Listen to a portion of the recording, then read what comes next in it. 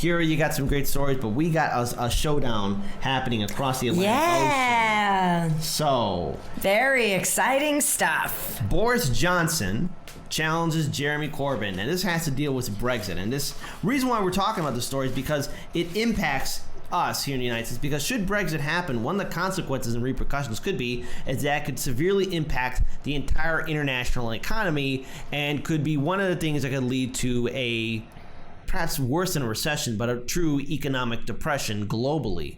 And there's a lot of issues in regards for, especially those pushing for a Brexit no deal. So here's what's happening. Right now, there's a schism within the conservative government that Boris Johnson has, to where people, especially elected members, are basically siding with Jeremy Corbyn so that they can continue on with the talks with the European Union. Now, the reason why I guess a lot of people want to continue, especially those who are in favor of continuously to talk to the European Union, is because, you know, this whole deal with Brexit wasn't really thought out. And the whole idea of Brexit was really for them to be part of the EU, but not adhere to the EU laws. So imagine if a state in the United States wanted to secede from the United States, but wanted all the benefits, but never recognized the federal government in Washington, D.C. In theory, that sounds great, but in practice, it's a disaster.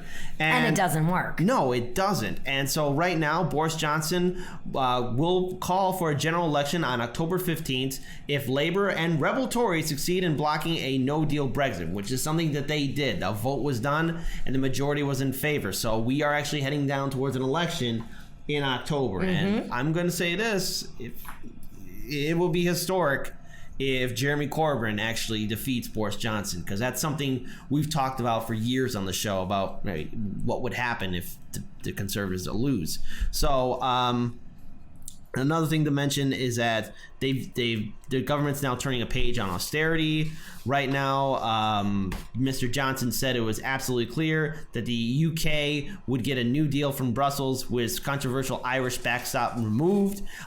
He suggested that Mr. Corbyn was afraid of the judgment of the people, joking that there's only one Clarendon chicken I can see in this house, and he is on that bench. So that's Biden's words. I know, he was challenging. If you check out some of the video links, the videos are amazing. Yeah, I think that C-SPAN would be so much more interesting if our senators and our congresspeople could shout out and but they're all full of decorum. The only real big shout out we ever saw, I think, in my lifetime, is when Obama's giving the State of the Union address. That's exactly what my mind went to, because it's the only one that ever happened. And the one guy says, "You lie," and then it was like, I mean, come on. In many other countries' parliaments, they're throwing chairs. It's like ECW there. I mean, it is real wrestling. They are fighting each other. Think about it, C-SPAN. I think you could start enrolling some people. But, you know, a lot of our elected officials are old. So, you know, I mean, one punch, they're out. That is an ageist comment, okay? They're out. I mean, what? You think Mitch McConnell can handle a real fight? The only person who I think is I would just want to waddle his little... I'm not... Don't do that to me.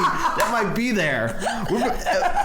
But the only person who actually would have a fight would be Bernie Sanders. I mean, that boxing thing, like, he looks like the one who can hold Bernie's his own. got a boxing stance, too, right? Like, he's kind of hunched, and if he covered up his face just right, it'd be perfect. Exactly. So right now, just getting back to the story, because we went off track really quick. So under the Fixed Term Parliaments Act, a prime minister must have the backing of at least 2/3 of the UK's 650 MPs before a poll can be called outside of the fixed 5-year terms. And again, this is just a recent update that I was talking to Daniel about just before the show started. But as it stands right now, he does not have the vote of confidence. There's going to be a new government and a new election, and this is going to be a very historic election cycle. Not only as we nearing the end of 2019, because we're right now in the fall of September, but if Jeremy Corbyn is actually to be the Prime Minister of Great Britain, and let's say in a perfect world, Senator Bernie Sanders is President of the United States. Oh gosh, tag team we would start to see a really big shift, and I mean really big shift. It'd be transformational.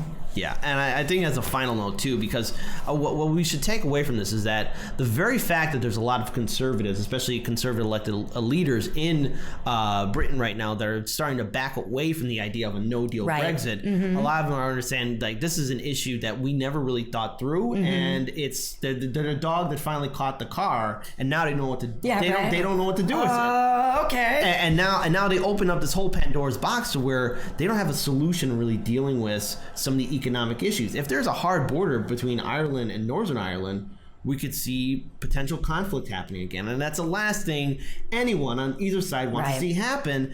And Jeremy Corbyn is correct. Like, we have to talk to the European Union leaders. We have to fix this situation and make it as calm as possible, because they're right now in it. Yep. Calling for Brexit. Brexit was a little bit of a reaction.